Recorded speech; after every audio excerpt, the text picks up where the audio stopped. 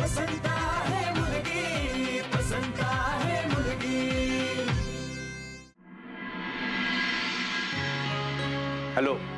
हां सीमा, सीमा ऐक ना, मी मगाशी तुला जरा पॅनिक होऊन फोन केला होता, पण काय ना मला आता काही लागलेलं नाही आहे, मी फार काही लागलेलं नाही. ठीक आहे, आता मी जाऊ शकतोय, मी उठून बेडपर्यंत. त्याच्यामुळे सांगायचा मुद्दा काय आहे की तुम्ही ना घाईघाईनं पटकन तिकडनं निघू नका. जो काही समारंभ असेल ना तो सगळा उरकूनच या. हां हां, नाही नाही नाही, काही काळजी करू नकोस ग, मला काही होत नाहीये. हां अगं ऐक ना अगं नाही तसं नाही बघ, अगं पण अगं सीमा,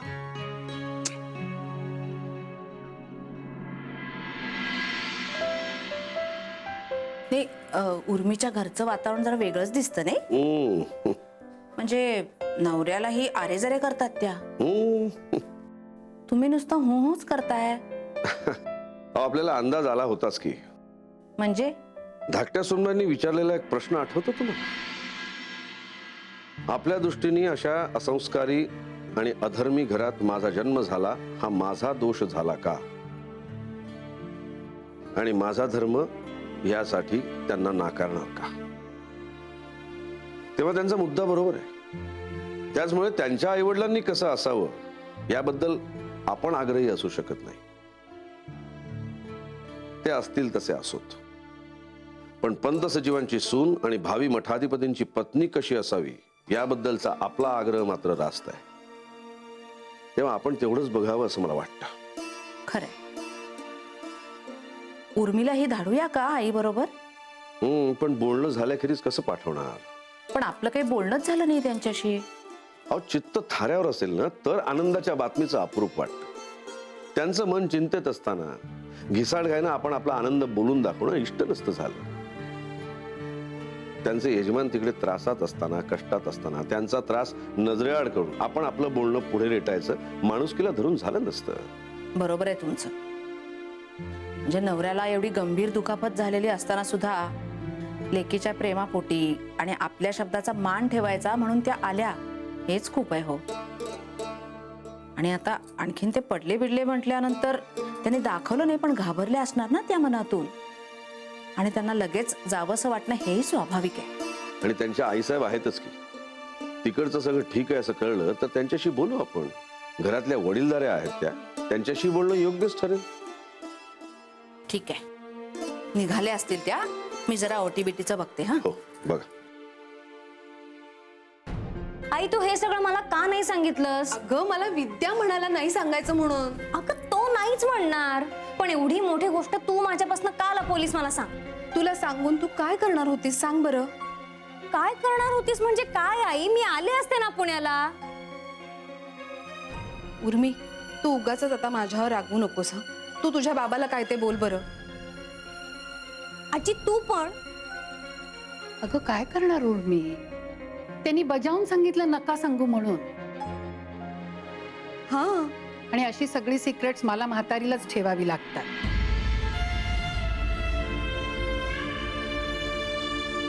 हे बघ उर्मी, तू जरा समजून घे. तुला काळजीत टाकायला नको म्हणून त्यांनी तसं सांगितलं ना. प्रेमापोटीच माणसं असं एकमेकांशी खोटं बोलतात कधी कधी.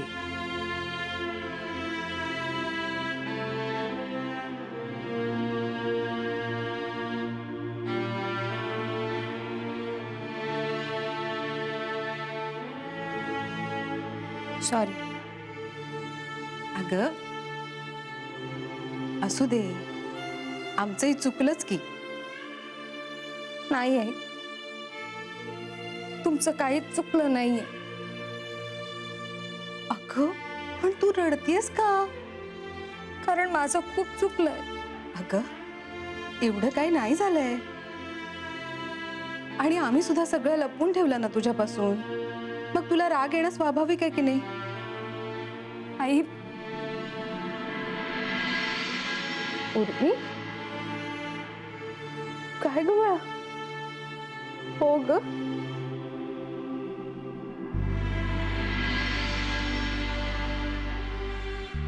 उर्मी ए बाळा, बरी आहेस ना तू? उर्मी, तुझ्या घरचे सगळे छान आहेत हा. कसं आहे ना उर्मी, आपण जेव्हा दुसऱ्या घरात जातो ना तेव्हा थोडंफार ऍडजस्ट हे करावंच लागतं. माझं माहेर सुद्धा देवदेव करणारं होतं, पण तुझ्या बाबाशी लग्न झालं ना तेव्हा मी हे सगळं सोडून दिलं. थोडंफार जुळवून घ्यावं लागतं अगं. आणि हो, तुझ्या बाबाचं म्हणणं बाबाकडे, ते या घरात आणू नकोस. हे घर जसं आहे ना तसंच स्वीकार. संसारासाठी थोडीफार तडजोड ही करावीच लागते. हे बघ, या घरात रुळण्यासाठी तुला जे करावं लागेल ना ते सगळं कर, पण स्वतःचं शिक्षण वाया नको हो घालवूस. बाबाची तत्व सोडलीस तरी बाबाचं म्हणणं मात्र लक्षात ठेवा. स्त्रीनं आर्थिकदृष्ट्या स्वावलंबी हे असलंच पाहिजे. जे आवडेल ते करत राहिलं पाहिजे. फक्त चूल आणि मूल हीच काही जीवनाची इती कर्तव्यता नाही. नुसती घरात बसून राहू नकोस हा बाळा. उर्मी, मला माहिती आहे तू शहाणी आहेस. कुठे, कधी, कसं वागायचं हे तुला नक्की माहिती आहे. मला जास्त काही समजावायची गरज नाहीये तुला, हो ना? आई,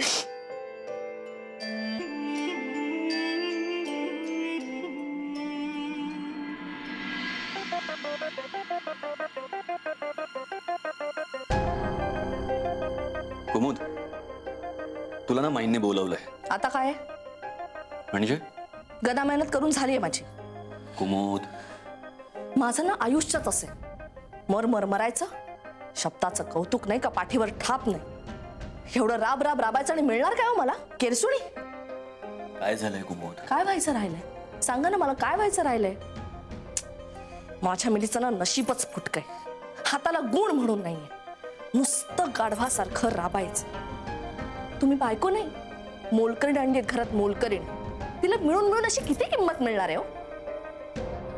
कुमुद,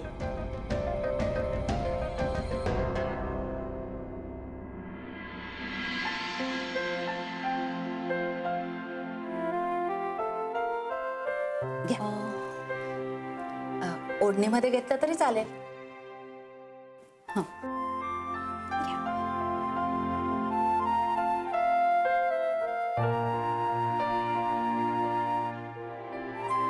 नमस्कार करते.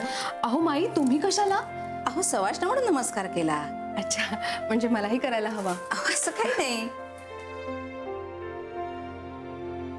माई, तुम्ही बोलवलं होतात ना? कुमुद, कुठे होतीस तू? ओटी भरायची होती ना ग? माई, मी ते असू दे, मी भरली ओटी. हे जरा पिशवीत भरून दे. कुमुद, येते हा. हो या. अहो, तुमची भेटवस्तू खूप छान होती बरं का.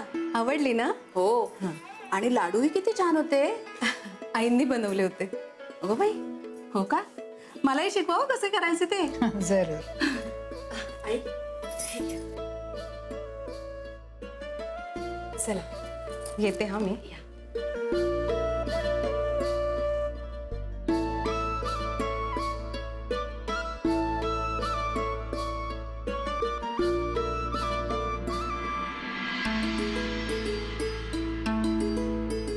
बाबा, मी आज खूप खुश आहे. माझं एक स्वप्न पूर्ण झालं. तुमचे जावई मठाधिपती झाले. मला खूप खूप खूप जास्ती आनंद होतोय. नंदे, आत्या. अगं हो हो नंदे, बाकी काय हो न हो, हे मात्र छान झालं. ते आता हे घर सोडून जाऊच शकणार नाहीत. जाताच येणार नाही. मठाधिपती गाव सोडून जाऊच शकत नाही. आत्या, आपण अर्धी लढाई जिंकलो. ती कशी? अगं, तिला जरी ह्या घरातून काढली तरी ह्यांना जाताच येणार नाही. तिला काढलं म्हणजे आपलं काम झालं. ती काही इतकी सहजासहजी जाणाऱ्यातली नाहीये. तिला ठाऊक नाहीये, तिची गाठ माझ्याशी आहे.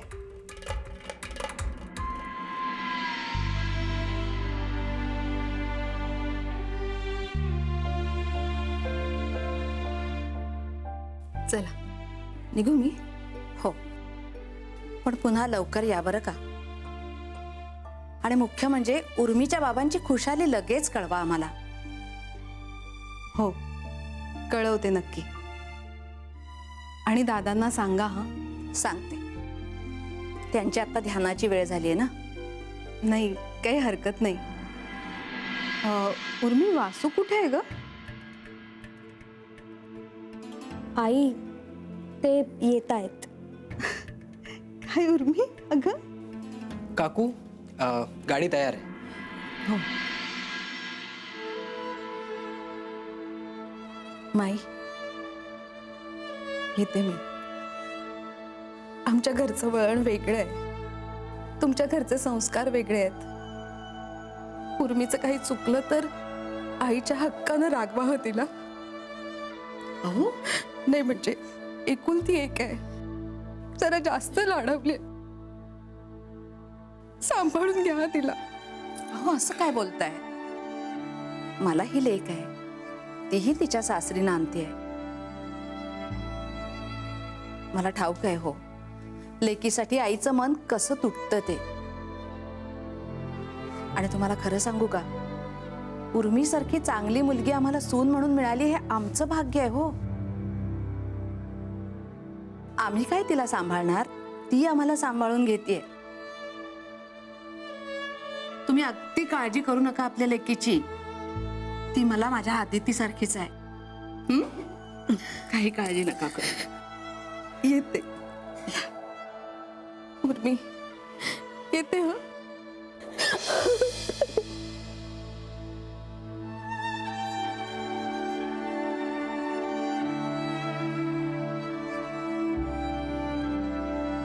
सीमा उशीर होते तुला.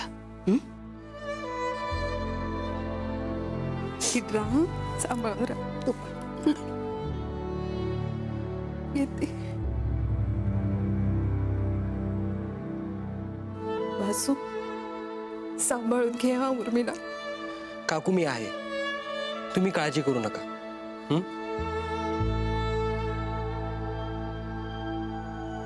येते. चल.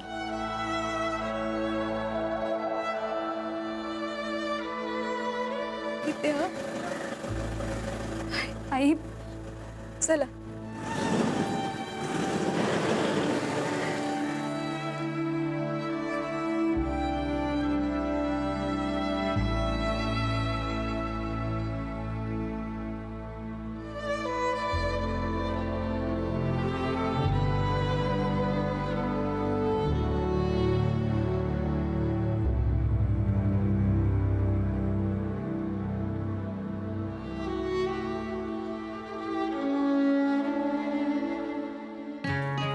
आजी, अगं अदिती ये ना. सॉरी उशीर झाला ना. तुम्ही झोपत होतात का? नाही अगं, इतक्या लवकर कुठे मला झोप यायला. नवीन जागा आहे ना. ये ना आती. माझा चार्जर राहिला होता. अगं बाई हो का? हा. ही तुझी खोली आहे का? होती म्हणजे म्हणजे आता तुमची झाली ना. इश, अगं माझी कशी होईल? तुमच्या घरची पाहुणी आहे मी. माझंही स्थान तेच आहे. म्हणजे कळलं नाही मला. लग्न झालेली मुलगी पाहुणीच असते ना.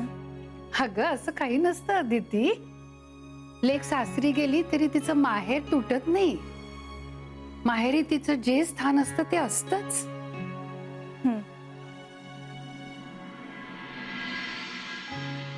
मग अगं आता तू कुठे झोपतेस? बाहेर झोपेन मी. अगं कशाला? तू इथेच ये ना माझ्या बरोबर, मला पण कंपनी मिळेल. अगं नाही नको, तुम्ही प्रवासाहून आलात, तुम्ही आराम करा. अगं नाही, मला ना खरं म्हणजे एकटीला झोपच येत नाही. त्यात ही जागा सुद्धा नवीन आहे. तू उलट आलीस ना तर माझा डोळा तरी लागेल. काय ग कसला विचार करतेस अदिती? नाही आजी, माझी उगाच अडचण होईल तुम्हाला. अगं मला कसली आली अडचण? आणि आपण काय परके आहोत का एकमेकींना अदिती? फोनवर तर आपण केवढं बोललो एकमेकींशी. तुम्ही असं का म्हणताय मला कळत नाहीये आजी. कारण मी तुमच्याशी फोनवर कधीच बोलली नाहीये.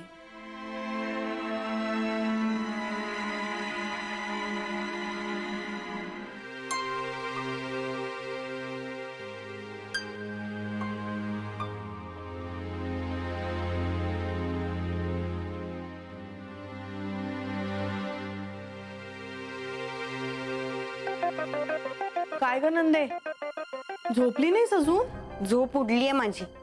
का? त्या थेरडीमुळे. नंदे अगं, ती जायला हवी होती आत्या. अगं जाईल की. आयुष्यभर ती काय या घरातच राहणार आहे का? तेवढ्यात माझं पितळ उघडं पडायला नको म्हणजे झालं. नंदे, तोंड बंद ठेवलंस ना तर काही पितळ वगैरे उघडं पडणार नाही. अगं ते मी करणारच आहे, पण जीजी आणि त्या समोर आल्या तर कळेल का त्यांना की तो आवाज आधी तिचा नव्हता म्हणून? त्या का समोरासमोर येतील? मन चिंती ते वैरीनं चिंती म्हणतात ना, तसं झालंय माझं. मग आता काय करायचं ठरवलंयस तू? ती थेरडी तरी जायला पाहिजे, नाहीतर जीजी तरी. म्हणजे म्हणजे म्हणजे वाघाचे पंजे. अगं किती प्रश्न विचारतेस? झोप गपचूप.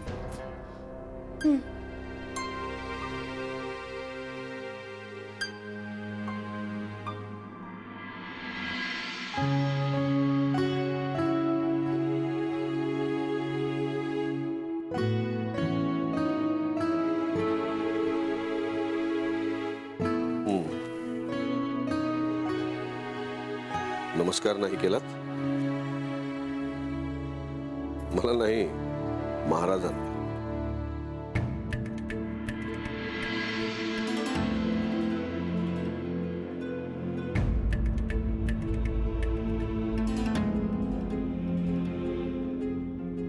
काय झालं?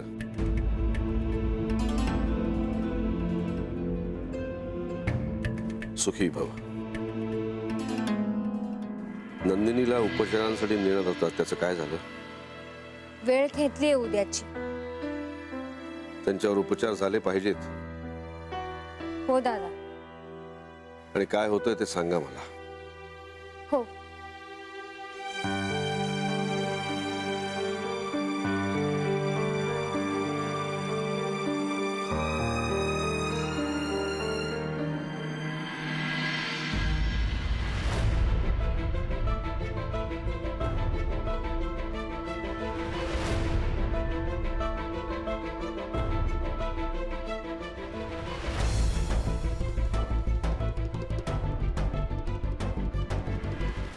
वासू,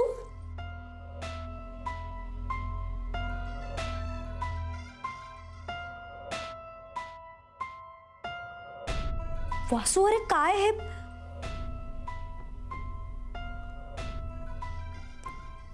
उठ, चहा घे. अहो म्हणणार नाहीस का तुम्हाला? म्हणजे नाही, या घरची परंपरा आहे ना तशी.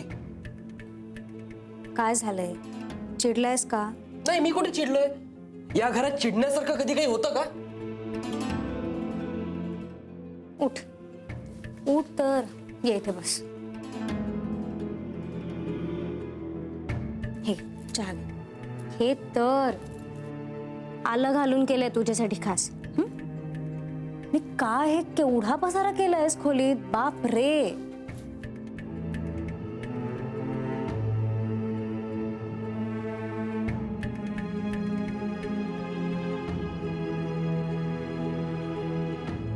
मला ना कधी कधी तुझ्या बाबांचंच म्हणणं पडतं. काय झालं आता? मला राग येतोय दादांचा. काय केलं त्यांनी आता? काय केलं म्हणजे काय? डिक्लेअर केलं मला मठाधिपती करण्याचं. अरे मला ठरवू देणार आहात की नाही मला काय करायचंय ते? वासू शांत हो ना. अरे शांत हो काय शांत हो? सगळं कसं हेच ठरवणार? तुला सांगतो, लहानपणी एकाच तागाचे कपडे आणायचे दिवाळीत आमच्यासाठी. आणायला सुद्धा हेच जायचे आणि नंतर निमूटपणे आम्ही ते घालायचे. हो, पण लहानपणी सगळ्यांचे आई वडील तसेच वागतात. 10वी पर्यंत तुझे आई बाबा करायचे असं? नाही, 10वी पर्यंत नाही. आणि शेवटी तुझ्या आई बाबांनी सुद्धा त्यांना पसंत नसलेल्या मुलाशीच तुला लग्न करू दिलंय ना. हे सगळं का आणतोयस मध्ये तू आता? संसार सुद्धा कुणाशी करायचा हे ते सांगणार आणि कसा करायचा हेही तेच सांगणार. अगं म्हणजे जीजीच्या वेळेला तेच झालं, भाऊच्या वेळेलाही तेच. तुला सांगतो, खरं तर भाऊला आवड आहे या सगळ्याची, त्याची इच्छा सुद्धा आहे. पण नाही, कारण महाराजांनी त्यांना स्वप्नात येऊन दृष्टांत दिलाय. म्हणजे महाराज स्वप्नात येऊन काय सांगतात हे त्यांना कळतं आणि त्यांचा मुलगा वास्तवात काय सांगतो हे त्यांना कळत नाही. वासू प्लीज. अरे प्लीज काय प्लीज? आम्ही काय बाहुलं आहोत का त्यांच्या हातातलं? आम्हाला आमची म्हणणी मतं काही आहेत की नाही सरळ आपल्याला डिक्लेअर करून मोकळे झाले. काल जर माईच्या तब्येतीचा इश्यू नसता ना तर आमचं तिथेच भांडण झालं असतं. अरे आम्हाला आमचं म्हणणं असू शकतं ना, आता मी संस्कृत शिकवायचं सोडून महाराजांची सेवा कशी करायची हे शिकवू का? पण आपण असं कुठे करणार आहोत? मठाधिपती म्हणजे काय हे माहिती आहे का तुला?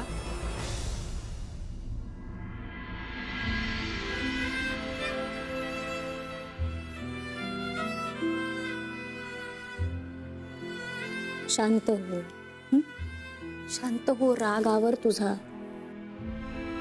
इकडे बघ, एवढं काहीच बिघडलेलं नाहीये. आपण करू ना सगळं ठीक. नको काळजी करूस.